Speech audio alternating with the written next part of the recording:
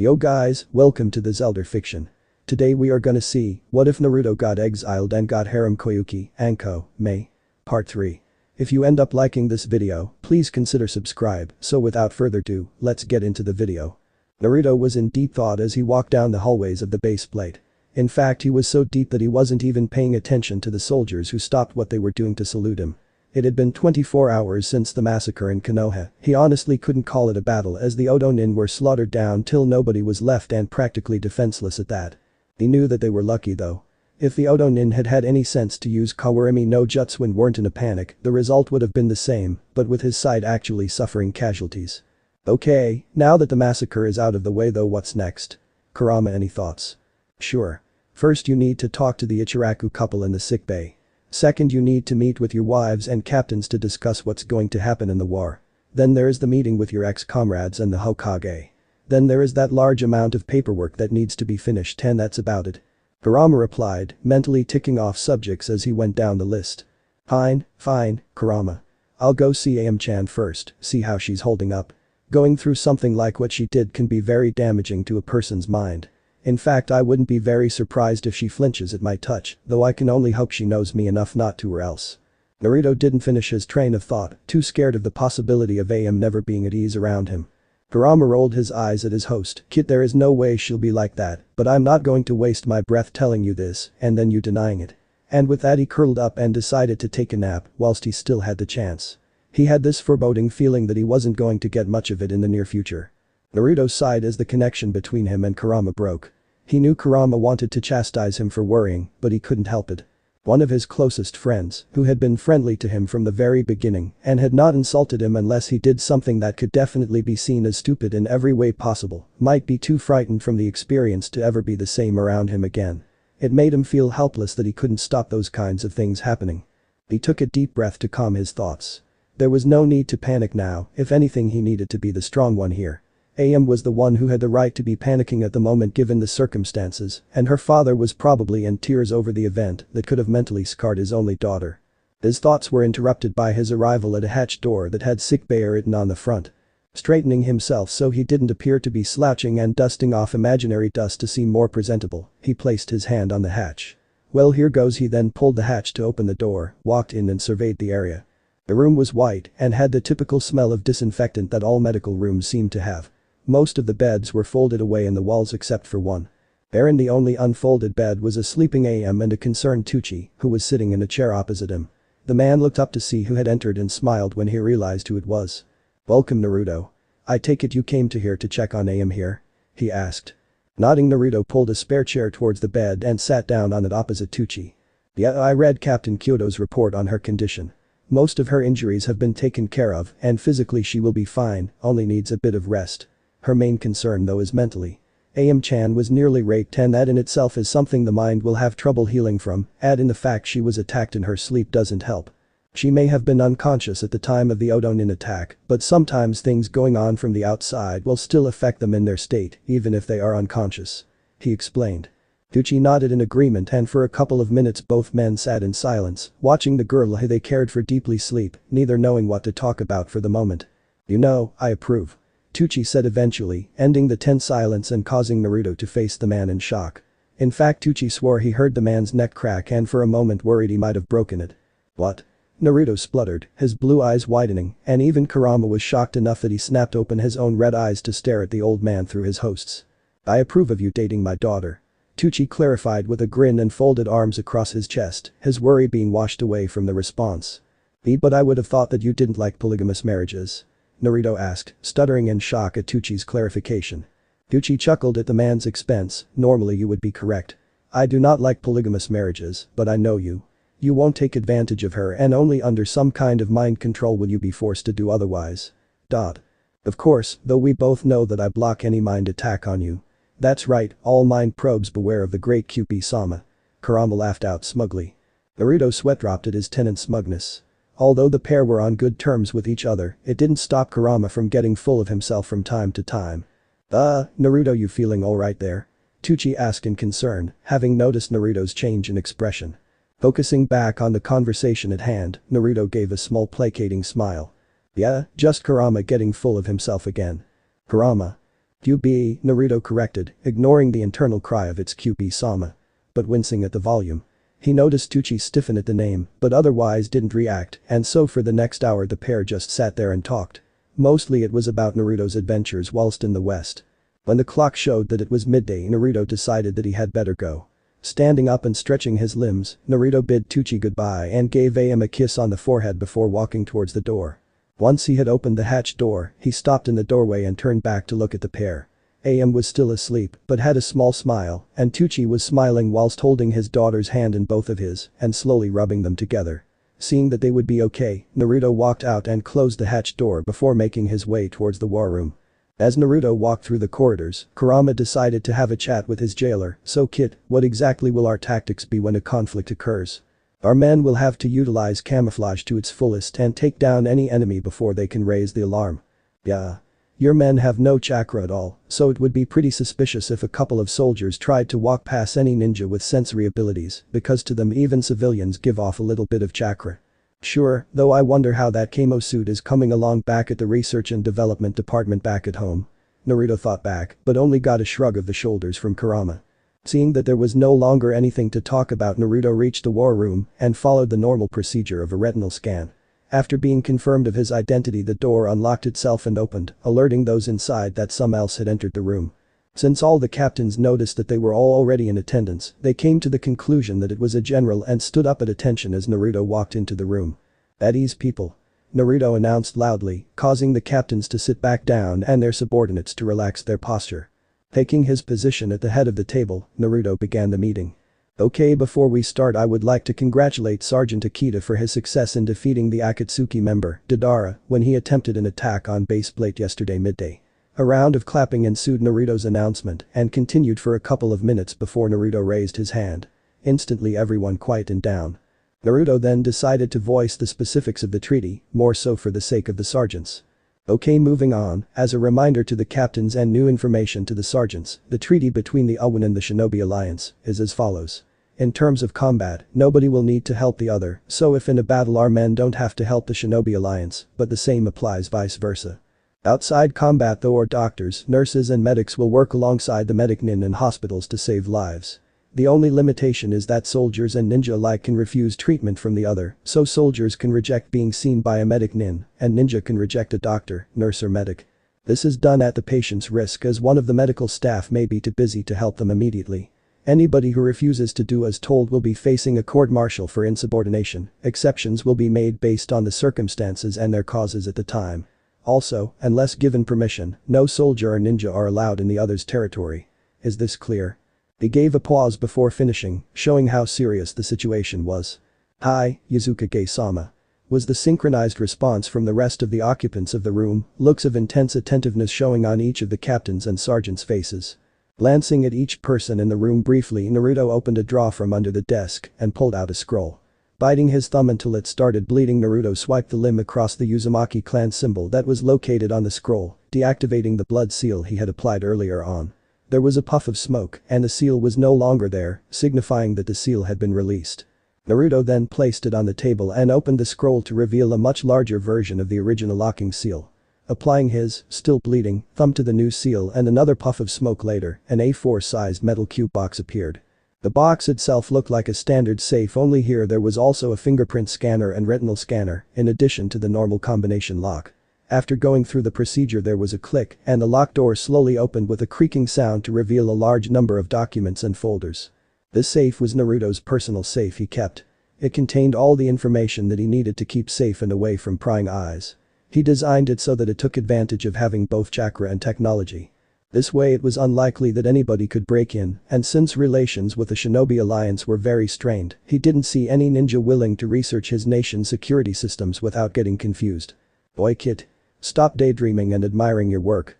Stay focused on the situation at hand, Baka," Kurama yelled at his host. To add to it, he lashed out with his claws at the surrounding walls, causing Naruto a brief headache. Outwardly Naruto flinched, making everyone raise an eyebrow in confusion.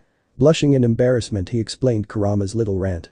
Kurama, angry at his scolding being called a little rant, decided to lash out again and causing more pain for his host. By the end of Naruto's explanation, everyone else was smirking at their leader's embarrassment, with one or two of the women letting out small giggles and a few of the men were chuckling. Anyway, back to the situation at hand. Naruto coughed out before taking a few vanilla-colored folders out of the safe. He then locked the safe back up and placed it in the drawer. These folders contain your new orders for the next operation, he said, sliding each folder to their respective captains. When each captain had received their folders, they opened them to view them. Silence then reigned the room for a couple of seconds as each captain read and absorbed their orders. After a couple of seconds, Naruto picked up the remote control and pressed a button. In response, the lights dimmed down and the screen sprang to life. This time, instead of showing the leaders of the Shinobi Alliance, it had changed to show an aerial photograph of a town. In the top right corner was the words "Top Secret" in Kurosumachi in stencil font. The town itself was shaped similar to a circle, with the edge being represented by a wall. It was surrounded by dense forests, with the only exception being 4 roads that approached the town and continued past the walls until all 4 met in the middle. The rest of the town was closely packed houses with many back streets and alleys, with a big mansion in the center that all 4 major roads circled around before meeting. Once the captains had finished reading their orders, they turned to look at the screen as Naruto began explaining. Kurosumachi is located in Hai no Kuni, just before the border to Ta no Kuni. It has been recently confirmed to be a hostile-controlled settlement after a battle between Odo-nin and samurai from Testu no Kuni 2 days ago, but due to heavy casualties, the Odo-nin are only able to guard the town and cannot go beyond the border of the wall surrounding it. This does mean, though, that there are more ninja inside the town than normally. The capture of the town has given Orochimaru a foothold, and we can be fairly sure he will launch other attacks from this point. We will be conducting an operation here codenamed Operation Repossession. Naruto then pulled out a stylus pen and tapped the table. The portion of the table then turned into a smaller version of the screen, but with touchscreen capabilities. Picking up the remote again, he pressed a button that changed the screen to show a person.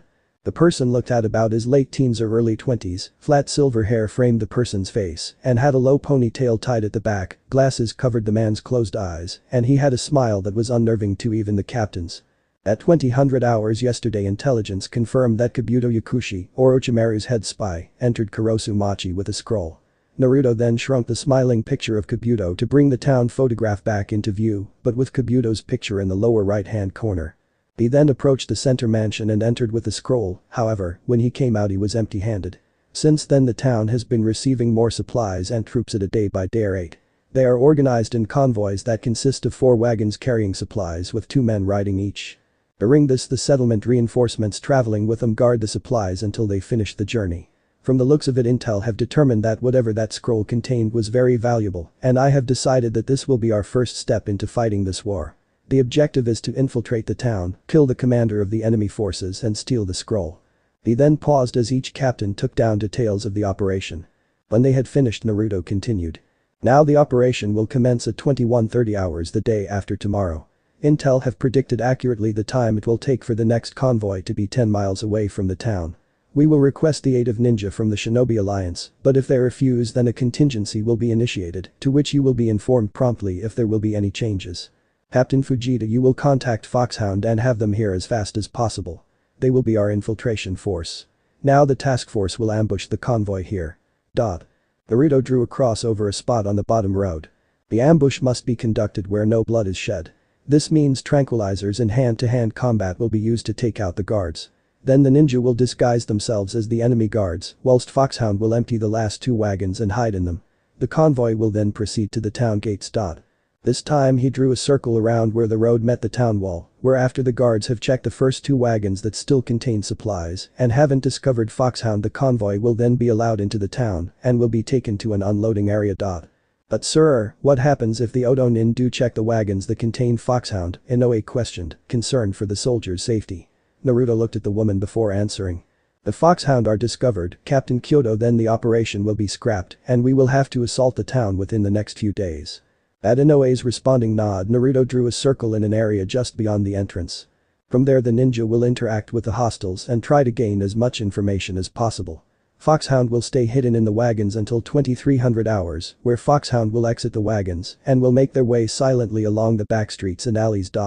They drew a line along a back street as an example. But they must avoid the rooftops and main roads as they are patrolled frequently. Large crosses appeared over the 4 main roads. This won't mean that there are no patrols in the streets, but they are few in number and not frequently patrolled. Quick and silent kills should not arouse suspicion. Foxhound will only have 1 hour to navigate a route towards the mansion in the center. A circle appeared in the center of the town. The mansion itself has a large number of guards ranging from 15 to 20 men. Foxhound must be on the opposite side of the road that surrounds the mansion and must wait. At 0 o'clock Captain Kumamoto will fire artillery on the settlement to provide cover for Foxhound, but he must avoid the 4 main roads and the mansion itself. As soon as the barrage begins, Foxhound must assault the mansion, kill the commander and steal the scroll. At the same time a vehicle convoy will smash their way through the town and head straight for the mansion where Foxhound will board the vehicles and exfiltrate back to Fubuzushio. Whether or not the ninja will be picked up as well will depend on their superior's orders. Naruto then finished by drawing an arrow from the center down the road. Hopefully the scroll will contain important information that can be used in the future. If this is not the case, then we can at least set another example to both our enemy and the Shinobi Alliance that the United Whirlpool Nation is capable of fighting in this war. Naruto finished turning the screen off and brightening the lights. He then stood up, the captains following the action and standing to attention. "You know your orders, dismissed." The captains and sergeants saluted him before marching out of the room. Soon it was only Naruto in the room. Sitting back in his chair, Naruto sighed, staring at the ceiling. Feeling a headache coming on, he raised a hand to block out the lights. Damn it, that was a long meeting. He thought tiredly. Yep, but remember kid, you still need to clear this with the Kages, not to mention this long overdue talk with the Konoha 11. Kurama reminded his host from his sleeping position. Yeah. That's going to be a pain in the neck.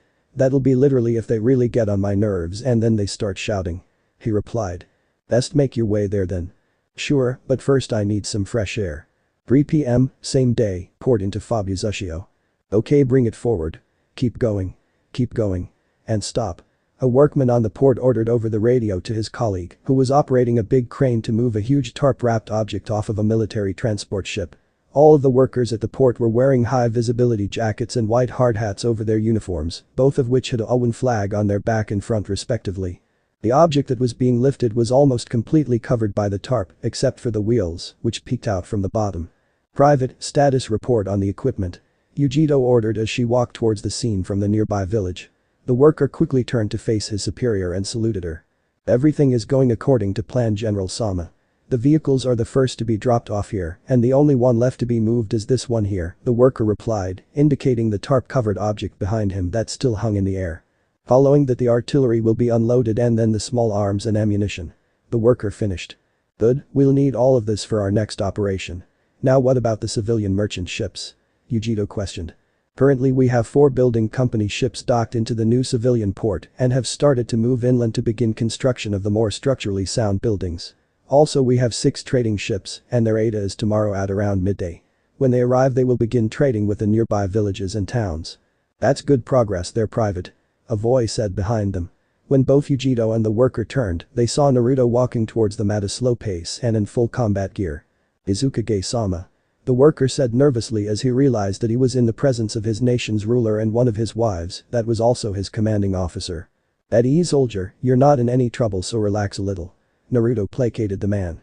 The worker was able to get out a hi Uzukage-sama before walking off to continue with helping to unload the cargo. When the man was out of earshot, Yujito smirked at her husband. Aren't you getting a bit soft towards the soldiers? She teased. Naruto sighed at his wife before replying. Yujito-chan, you know I have to try and balance out my attitude towards them. If I am cold and harsh towards them, then I'll be no better than Gato from when I was a Konoha nin. However, if I'm too soft on them, then they'll try to walk all over me. I am not stupid to believe that everyone here is fighting purely for our nation. The vast majority, yes, all of them no. There are some who want to gain more power, and if I am soft, then they will take it as a sign of weakness and try to turn my nation against me. This current method reassures the soldiers that I am not going to punish them for every little mistake they make, but at the same time it deters those who would try to take control by force from taking any action. Yujito's smirk turned into a soft smile as her husband finished replying. Hi, that's true. She then wrapped her arms around Naruto's neck and kissed him passionately for a few moments. When they broke for air, Naruto wrapped his arms around his wife's waist. What was that for? Not that I am complaining though. He asked. For good luck. You're having that meeting with Kages and the Konoha 11 today. No doubt by the time you come back you'll be very stressed out. She said seductively, winking at him. And so we thought you would need some cheering up before you left. Another voice whispered into his ear as their arms wound their way from behind him to his chest. Yes, though I think we should stop now. Naruto stated. Why? Fu questioned. Because firstly we are in public and secondly everyone on the ship is staring at us. Naruto pointed out. The vein showed up on both of his wives' faces as they as one gave an evil look towards the frozen and blushing crew. Back to work. They both stated angrily, causing the crew to jump before going back to work with a new vigor whilst still blushing. Huffing in disappointment, both wives gave their husband a small peck each. Be careful, Naruto-kun. The Shinobi Alliance may not be our enemy directly, but that doesn't mean all of them will allow you to simply enter their villages without causing you some grief, even though the treaty allows it. Then there is the threat of Odo, Akatsuki and everyday thugs that will no doubt try to kill you. To make the situation worse, the army hasn't been able to clear any of the land outside of Yuzu no Kuni and are currently standing guard at the Whirlpool defense system that the Uzumaki clan activated to keep Uzukage out of enemy hands. Fu pleaded with her husband. And don't forget that in addition to all of this, there are a lot ninja from both Kumo and Iwa who lost someone in the previous war due to your father. To them this would seem the perfect opportunity to kill you whilst we cannot help and do anything about it. Yujito added, worried for her husband's safety. Naruto smiled at his wives in a placating manner before grabbing them both around the waist and hugging them close to him. I promise you I'll return here safe and sound okay. Plus you know what happens when I promise something. He teased. Yujito and Fu giggled as a few tears appeared in their eyes. You always come through. They both declared. Right, anyway I need to go and pick up the rest of my gear before heading out, so look after each other and make sure we don't lose our foothold in the elemental nations. He then gave each wife a goodbye kiss before smiling and walking off towards baseplate that was located a few docks away, his wives looking at him with affection as he met and talked with a few people. Both native from Yuzu no Kuni and from his own forces. When he was out of sight, Yujito and Fu smirked at each other. He really knows how to worry us and reassure us at the same time. Yujito stated. Yep. Was Fu's short reply. Well, I need to keep checking the inventory of everything that comes into port. And I need to overlook the training of our soldiers in the nearby camp. But their pieces, said the two generals separated. You know, kitten, you really shouldn't worry so much about Naruto-kun. Remember he has access to our weaponry, Kurama's chakra, sage mode, and can use jutsu that don't require hand seals. Then there is the experience all three of you gained between heading west and today. So although, yes, Naruto needs to be careful, it doesn't mean you should be paranoid over it. Adatabi lightly scolded her container. Yujito sighed at her Biju's logic but gave a mental nod in acknowledgement. The young one, Naruto, is strong enough to handle just about anything that could be pushed into his way. So stop being overly concerned and have faith in him. Chimei told his host. I know, but given all that has happened to us, I'm not sure either Yujito-chan or I could live if Naruto is gone. Survive, yes, live, no. Fu replied.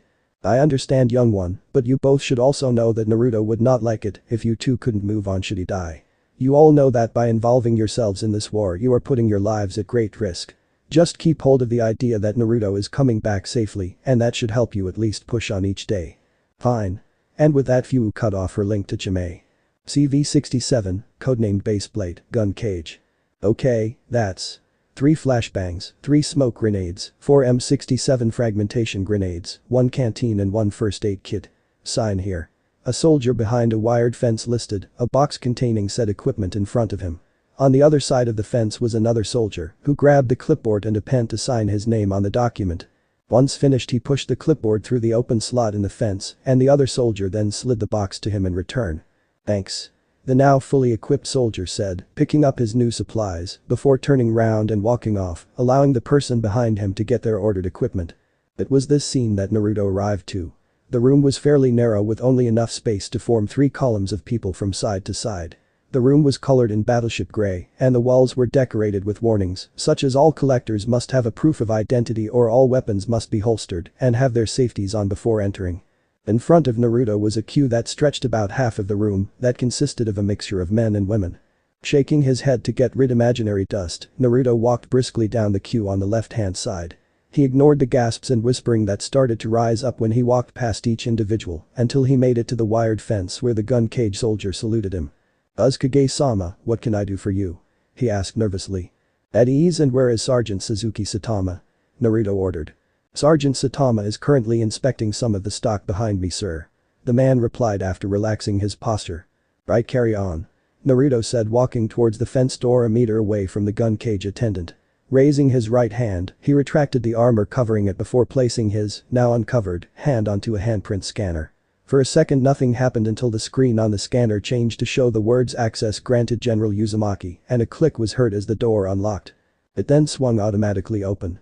Before stepping into the gun cage, Naruto brought his armor back over his hand, and then as he had finished entering, he heard the door close itself and another click, signifying that the door was now locked. Looking at his surroundings, Naruto observed the room, though if he was honest, it was more like a small warehouse. Metal shelves lined the walls and formed aisles in between them, reaching as high as 5 stories tall. On each shelf was a padlocked wooden box, their sizes ranging from small shoeboxes to 6 feet high. Walking along the aisles, Naruto eventually came across the sergeant.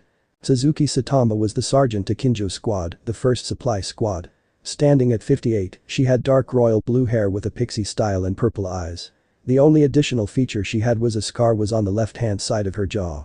Currently she was reading off the order numbers from each container and checking that they were written down on a form she had attached to a clipboard. If the number was on the form, then she would tick it off with a pencil she had in her right hand, and if not, then she would write down the order number for future reference when investigating its purpose. Hearing footsteps approaching her, Suzuki turned to look at the person. When she noticed that it was Naruto, she saluted him as all the others did. "Uzukage-sama," she said professionally. "Stand easy, Sergeant Saitama," Naruto stated, internally sighing at the number of times he has had to repeatedly say that order whenever he met a subordinate. This elicited a chuckle from Kurama. Poor kid, having to listen to everyone bow down to him." "Hehehe," Kurama said humorously and slightly sarcastically. "Shut up," Naruto mentally retorted before addressing the sergeant.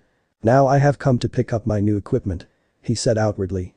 Suzuki looked at the form on her clipboard, flipping a few pages. She eventually saw Naruto's name with the order number next to it. "Ah, here we are, sir.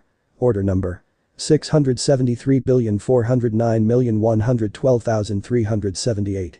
I'll take you there," she said happily. She then started walking towards the end of the aisle, where one of the bigger crates were located.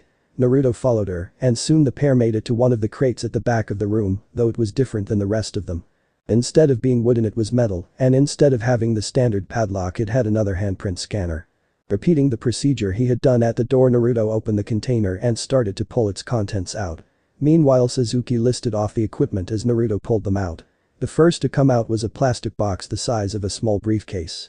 Opening it, Naruto found 2 pistols with 4 magazines of bullets each and a twin pistol holster. 2 Sig Sauer P226 pistols, 4 magazines per pistol, carrying 12 rounds of .357 Sig each and a twin holster. Suzuki recited from the list.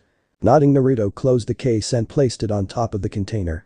He then reached in and pulled out another plastic case, only this time it was longer than the one containing the pistols. Moving the case to sit next to the pistol case, he opened it to reveal a rifle. 1 Sig Sauer 516 odd green rifle, 6 magazines containing 30 rounds of 5.56mm NATO each. In addition, it comes with a harness. Suzuki listed. Nodding again in acknowledgement, Naruto closed the case before pulling out another case, this one being shorter than the rifle one but wider. When the case was opened, it showed a grenade launcher. Eckler and Coke 69 grenade launcher. Harness included and 10 40mm grenades, 5 of them being smoke and another 5 being high explosive. "That should be all of the weapons, sir," Suzuki finished. Naruto nodded in agreement, closing the HK-69's case. He then reached into the container and pulled out the last item. "And finally, a Yamaha FZ09 motorcycle. Sign here, sir." Suzuki finished before handing the clipboard and pencil to her superior, who signed for it. "Thank you, Sergeant Saitama, carry on," Naruto thanked with a soft smile. Saluting him one last time, Suzuki walked off to continue checking the other equipment in the gun cage. Naruto then went about changing his gear. He first removed his old rifle and pistols.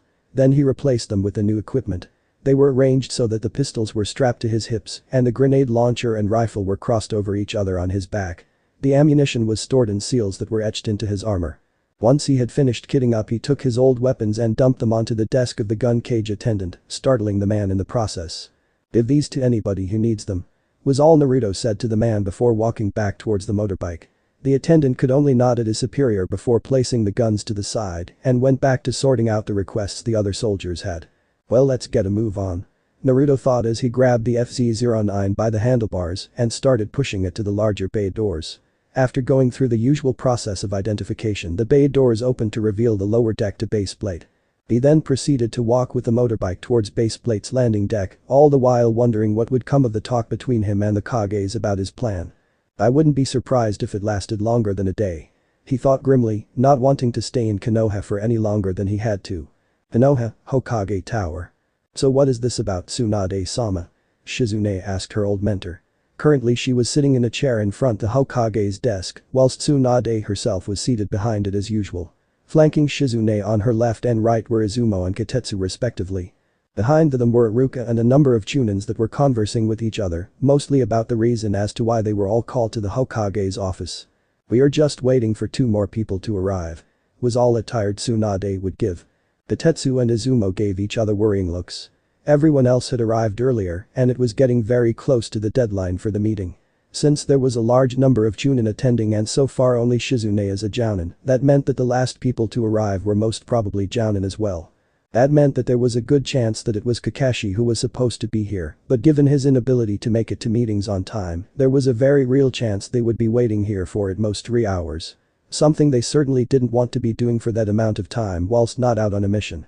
They were forced out of their thoughts though as a purple blur flew in through the open window, startling many out of their thoughts, and a few instinctually reached for their kunai leg holster. "Here's Anko." Anko gleefully announced with her usual childish smile. Those present relaxed again when they noticed who it was. "Damn it Anko, you're just as bad as Jiraiya." Tsunade loudly scolded woman. Said woman scowled at the comparison. "I am not like that pervert." "Super pervert." Jiraiya's voice echoed in from across Konoha, making many of the civilians jump and the ninja to roll their eyes. "Whatever. Anyway at least I don't peek in on naked people and then write so-called novels that are really porn with a bit more plot." Anko retorted angrily. "Yes that's true Anko, but you have the same habit as him when it comes to arriving at the Hokage's office, through the window." A voice dryly said from the door to the office. Many heads turned to see Kurenai in her usual Jounin outfit. "But I don't drool at the sight of a good-looking girl." Anko argued to her friend, with a pout in place. "You're straight that's why you're not attracted to girls, but you sure were close to drooling when Naruto-kun came round to take you out for dinner." Kurenai easily countered her friend. Ahem. A cough interrupted their argument. Looking at the source they saw Tsunade with her elbows on the desk and her hands clasped together in front of her, looking at them with a deadpan expression. "If you 2 ladies are finished arguing about who's a pervert and who's not, I believe we are to discuss your mission." Anko gave her superior a sheepish smile, rubbing the back of her head in a manner similar to Naruto when he was caught after a prank. Kurenai was looking embarrassed as indicated by the averting of her eyes to the floor and a small dust of pink tinting her cheeks. "Haha, sorry about that Hokage-sama." Anko started off with a nervous chuckle before quietening down to softly apologizing. "You should be. Anyway back to the reason why you're here," Tsunade stated, causing everyone to stand to attention as the situation became serious. Upon seeing that she had everyone's undivided attention, Tsunade continued. "Now about an hour ago the Shinobi Alliance received a message from the Owen about a joint mission between us and them to take place the day after tomorrow at night. Details were scarce and all that was made clear was that the mission was firstly ranked as B, but could ascend to A or even S, depending on the information they will give us, the decisions we make and the mission itself. The other piece of information provided was that if we did intend to participate in this mission, then we would need a certain number of Chunins and Jounins with high stealth capabilities. The Raikage has decided to throw in 2 Chunins himself, and the Kizukage can spare 1 Jounin, but the other Kages don't have the manpower to spare. The Uzukage himself is on his way here even as we speak, so expect him to be arriving here soon." Tsunade finished stating, giving them a few seconds to take in the information. When everybody seemed to understand what she had added one more comment. "I am telling you this because you will be the group I will be committing to this mission if it goes ahead. You have the entire day off tomorrow but use that time to prepare for the mission because on the day of the mission, you will be sleeping most of the day away or getting to know your new comrades, understood?" Tsunade questioned them. "Hi Hokage-sama," was the resounding response. "But dismissed," Tsunade ordered. The group started walking out of the office, quite a few mumbling about their displeasure at having to work with a demon, but otherwise did not comment. When the majority had left the room Tsunade noticed that Iruka, Anko and Kurenai were still in the room. "May I help you?" she asked them. Iruka took a step forward so that he was now the closest one to her. "Hokage-sama since Naruto will be coming to Konoha is there a possibility of sitting in on the meeting between him and the Konoha 11? He asked politely. Tsunade remained silent as she pondered on the request.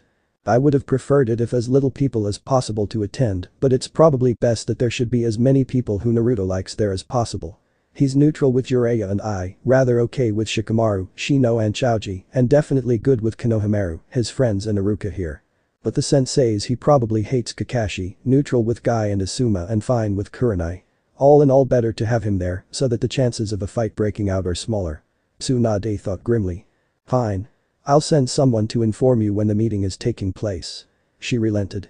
Iruka smiled before giving a bow and walking out of the room, thoughts about meeting Naruto again for the first in years. Hey, why can't I join in as well? I mean, I'm his girlfriend for Kami's sake. Was Anko's outburst as the door closed, signifying Iruka's leaving. Tsunade massaged her temple as a headache started coming on. Fine, you can come as well. Just leave before you cause this headache of mine to worsen. She grumbled. Thank you, Tsunade-sama. A happy Anko thanked before proceeding to pull a protesting Kurenai out of the room. And Kami all quiet. Tsunade mentally sighing in relief and slouching in her seat in relaxation. She turned around in her chair and looked over the sunset on the horizon, admiring the view. I could stay like this all day. She thought happily. Hokage-sama, here's the new stack of forms that need your approval. Came Tsunade's secretary voice. Why fucking now? Tsunade thought, and I'm tears streaming down her face and herself going pale as the secretary struggled to walk into her office. The secretary had so much paperwork that her entire face was obscured from view. At the same time, every Kage felt a shiver go down their spines. Someone must have gotten lumbered with paperwork. They thought simultaneously before going back to their own duties. CV-67 baseplate, sick bay. AM's eyes fluttered as she awoke from her semi-coma. Looking at her surroundings, she recognized that she was in some kind of makeshift hospital, not an actual hospital, but similar to it. At first she had panicked, thinking that she was in enemy hands, but when she saw her father snoozing in a chair next to her, she calmed down slightly, but was still very nervous about the unrecognizable environment. I see you're awake then. A humor-filled voice began from AM's left. Quickly turning to face the unknown person, AM noticed that it was a woman in a gray urban camouflage uniform. Just above her left elbow was a white band with a red cross on it. Yes, Ms. AM trailed off. Asuka Kita. Sergeant Kita in public and in front of the other soldiers. Captain Kyoto was originally in charge of healing you, but as you were only resting and she has received new orders, she had to delegate your case to me. Asuka informed the girl. Where am I? AM asked, glancing around the room in slide on now. The sick bay. This is where the soldiers who suffer from wounds or some other ailment come to be healed. This room is also part of an extremely large metal ship known as Baseplate, under the command of the Uzukage. Asuka answered before walking towards AM's bed, her combat boots making large clanking noises against the metal floor as she took step after step. Uzukage? Naruto-kun? AM questioned as she recalled the memory of seeing Naruto for the first time after so long. Correct, Uzukage-sama is the person you know as Naruto Uzumaki. In fact, it was Uzukage-sama who saved you from those people. Asuka hesitated to finish, refraining from using words that would make even Jiraiya blush at the vulgarity. At the mention of the criminals, AM started to shudder and tremble in remembrance as flashes of the event danced in front of hers. They were about to rape me. AM thought as she began to hyperventilate. When Asuka caught a glimpse of AM's breathing increase, she quickly went up to the girl and bent down so that she was eye level with her. She then began to rub her soothingly to help calm her down. SHHH, relax there. Those wannabe rapists are not here. Asuka whispered to AM softly. After a couple of minutes of repeating this pattern, AM eventually ceased hyperventilating and started to rest her tense muscles. Where is Naruto-kun? AM asked when she was able to speak without stuttering. He's on his way to Konoha to explain the details about a mission into enemy territory. He won't be back for at least a few days, a week at most if something happens. He gave us strict orders though to make sure you recover. After reading over Captain Kyoto's diagnosis, it was decided that you should have limited contact with men that you don't know or personally trust. Chances are you would panic if one of our male medics came in here, and also when you are ready, we have been ordered to move you to Uzukage-sama's personal quarters for the duration of your stay here. When you have fully healed, you and your Itachi will be moved onto the first ship to the United Whirlpool Nation to start up your new life there. Asuka informed the girl. AM blushed at the transfer to Naruto's room, but it soon died down when she heard the last piece of information. But wouldn't Konoha try to get me back? AM inquired. Normally. Probably. However, after the incident that nearly ended with you being raped, your Itachi decided to cut ties with Konoha and become a citizen of the Owen. The Hokage didn't object to it, and although the civilian council initially opposed the idea at first, the Hokage cowed them and they decided to cut their losses by allowing it. Uzukage-sama then approved the citizenship, and at that moment you and your Itachi became a part of our country. Welcome to United Whirlpool Nation. Asuka finished with a chuckle. AM stared at the wall opposite and thought as she processed what had been said. Most people would have felt guilty in some form from leaving their own country to live in another, but despite Konoha's noble birth, it grew into something that disgusted her. Whatever good reason the Shodaime Hokage had when Konoha was founded had all but been twisted into arrogance of the largest of scales. Not that the other nations were much better save Suna. They all had their own type of arrogance, the difference being where it's surrounded. Hopefully this will be a good start over. AM thought. Well, now that you're up we can start making preparations for you to be transferred to Uzukage-sama's quarters, but before then we will need to see how bad the trauma has affected you with your interactions with men. We very well can't tell all men to avoid certain corridors because they may be needed in certain areas that require going past us, and despite you being a close friend of Uzukage-sama, we can't allow disruptions at the moment. Is that understood? Asuka explained. AM nodded silently in understanding. Good, your first treatment will be held tomorrow at 10 AM. Until then I need to be elsewhere, so sayonara. Asuka finished before walking out of the sickbay. When AM heard the hatch door shut, she turned her attention towards her still asleep father. He must have been worried sick about me. AM thought sadly as she noticed that her conversation with the sergeant hadn't disturbed her father's sleeping. She noticed that his clothes were a bit wrinkled, showing that he probably hadn't changed clothes since she arrived, but it had not been too long that they were obviously dirty. I hope Naruto-kun comes back soon. Was her last thought as she decided to try and sleep a little while longer before waking her father up. Edge of Yuzu no Kuni.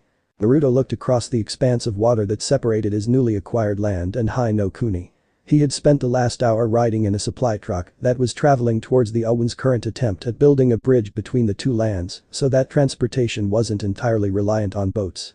His experience from Nami no Kuni being a prime example of overspecialization and its downfalls. When the truck had arrived, Naruto saw the beginnings of the bridge and saw that so far they had only gone about 10 feet, but given the state of the roads, them being paved with stones instead of tarmac, and the priority the war had, he knew it would be slow going. The design was a double trunnion bascule type bridge, so that if Konoha fell to enemy hands or Konoha itself became an enemy, then the bridge could be raised and cut off the enemy from a possible land entry route. Boy. Stop daydreaming, Gaki, and focus on getting across. Kurama scolded his host, causing said man to blush again in embarrassment. Kurama. Naruto mentally whined. Well, get on with it, Gaki. You need to hurry before nightfall. Kurama reminded Naruto. Okay, sheesh, someone's grumpy today. Just go. Fine. And with that Naruto grabbed his motorbike from beside him by the handlebars and started to guide it down the incline towards the beach. When he got there he looked out over the ocean and activated the zoom-in capabilities of his armor. About 10 miles then, 11 at most. Should be able to do it with about 10 minutes worth of Sage mode. Naruto mentally calculated. Kicking the kickstand down on the motorbike so that it stand on its own, Naruto then sat down cross-legged with his hands in the typical Sage mode position and started to absorb in natural energy. Whilst doing this, Naruto silently thanked the toads again, and soon after he had started the gathering of natural energy, his eyes had gained the orange lining, yellower eyes and rectangle pupils that signified his status as a sage. When he had about the right amount of natural energy, he stood up and effortlessly picked up his motorbike with one hand. He then slung it onto his back and took up a crouching start. Meanwhile, up on the bridge, a private had seen the Uzukage walk down the side of the bridge and had stopped working. When they did this, the rest of the work party stopped as well to see what was going on. When they saw it was the Uzukage, many started whispering to each other about what he was doing there. They soon quieted when they saw the Uzukage sit down in a kind of meditative pose and were quickly excited when they saw the famed Sage mode eyes. They were then left gaping in shock as the Uzukage picked up his motorbike with one hand and crouched down. Naruto smirked as he noticed the bridge workers stop and observed him. Well then, let us give them a sight to remember. Naruto thought mischievously. In the blink of an eye, Naruto took off at high speeds, and for a moment the workers were looking at an empty spot of the ground until they heard a light splash from the ocean. Quickly turning their attention to the source of the noise, they saw the Uzukage taking another step from about 30 meters away from his original position and onto the water. They were further gobsmacked as the Uzukage kept on repeating this maneuver until he was out of eyesight. Wow. Was all they could say. They didn't have time to contemplate on the Uzukage's techniques because the project leader had come back from his lunch break and had started ordering them back to work. When Naruto finally reached the other side of the ocean, he had just enough time to place his motorbike onto the ground safely before exhaustion started to take effect. Dropping down on one knee, he panted as his eyes turned back to their sky blue hue and the orange highlights disappeared, signifying the lack of natural energy. Just made it. He thought tiredly. For a few seconds he remained there panting before he was able to control his breathing, and once that was accomplished, he was able to go back to standing on both feet. That was intense. I almost ran out natural energy then. He assessed. I could do that in one leap if I wanted to and still have enough chakra left to fight. Kurama said smugly. Boy, careful there Kurama. If you hadn't continued speaking you would have been imitating Sasuke team. Naruto shot back in good humor. No way in hell am I anything like that Gaki. Kurama fumed at him. Well then stop using his signature grunt. Whatever, just get a move on. Smirking at his small victory, Naruto mounted the motorbike and unsealed its key from one of the many seals he had on his armor. Starting the engine up, Naruto's smirk grew as he heard the thunderous sound blast out of his motorbike. He strapped his sword to the side of the motorbike and activated his interface. The visual plate slid into place, and soon Naruto saw in addition with his own eyes the status of his motorbike, the distance from his current position in Konoha, a compass and a wind direction dial with wind speed recording. Clutching the brake handle tightly, Naruto revved the engine. He did this for a few seconds before suddenly letting go of the brake. Without the brake keeping the bike in place, the rear wheels started spinning at eye-blinding speeds, and as a result a lot of dirt was kicked up into the air before it took off at high speeds onto the paved road and towards Konoha. I bet it'll be stopped before I've even entered the village. That's a sucker's bet kid. You mean a Tsunade bet Kurama? Ha, sure kid, after all she called the legendary sucker. There's no denying that fact. Up in the Hokage's office, Tsunade sneezed and had the sudden urge to punch Naruto through a wall. Akatsuki hideout. So the Jinchuriki has entered into an alliance with the Shinobi Alliance. Madara stated as he addressed Zetsu. Not so much as an alliance, more of a mutual pact. The Owen does not have to help the Shinobi Alliance in battle, and it is the same the other way around. The actual agreement was that the Owen may help the Shinobi Alliance in battle if both sides agree to fight together for that time. In addition, they will pool their medical resources together, however patients can reject to be healed by either side at their own risk, and the leaders of each nation are allowed entrance into each other's territory, though special permission is required for anyone below that rank. The only other thing to take note of is that the Owen are officially our enemies, as shown by the massacre in Konoha not long ago. Zetsu reported. Yes that is true. Another thorn in my side. Orochimaru, how goes the preparations for the advance into more of Hai no Kuni's territory? Madara questioned the other man in the room. So far everything is going as planned, just a few more days of bringing in supplies and reinforcements, and we'll be ready to advance further towards Konoha. Orochimaru hissed out gleefully at the prospect of invading his old home again. Good, Danzo, give me the details of Konoha's defenses. Madara demanded. Out of the shadows hobbled said Warhawk. Using his cane to steady him, though all present knew he didn't need it. Danzo looked over each of the three men present and did a mental assessment of them. Orochimaru, still as power hungry as ever. I'll be glad to decapitate you myself when I rise Konoha from the ashes. Madara and Zetsu are the more threatening here. Madara's powers are unknown, and everything that he has shown is advanced in their own right. Zetsu, slippery and will be on equal grounds with Madara when it comes to escaping, maybe even higher. Danzo thought. Konoha is a very quiet and ignorant place. If you attack them head-on straight away then they will quickly strengthen that particular part of Konoha. Your best strategy would be to use a decoy at one end of the village. Then whilst the Konohan are dealing with the decoy, send in your main forces from the opposite side. Make sure to target significant structures such as the Hokage monument, the academy and other such buildings. Konoha will be more focused with keeping everyone safe than fighting, so use that to your advantage. Danzo advised Madara coldly. Very well. When the appropriate supplies and ninja have arrived, commence the mission the next day. Dismissed. Madara informed them. The three men bowed before walking out of the room. Humph, weaklings the lot of them. Orochimaru and his foolish obsession with the Sharingan, Zetsu, although powerful, wouldn't last long against Jounin and Danzo. You thought I didn't know about you Sharingan implants? Well, you'll be in for a big surprise. Madara thought amusedly. Walking towards a large and pitch-black room, Madara smirked under his mask as he stared at the figure asleep before him. Soon you will show them what it means to be strong. He mentally stated as the eyes of the figure opened to reveal two white slitted eyes. The end. So how was this part? I hope you like it. And if you like it, share this part with your friends and like the video too. And don't forget to subscribe our channel for daily awesome fanfiction. Okay, it's time for me to go. Bye bye.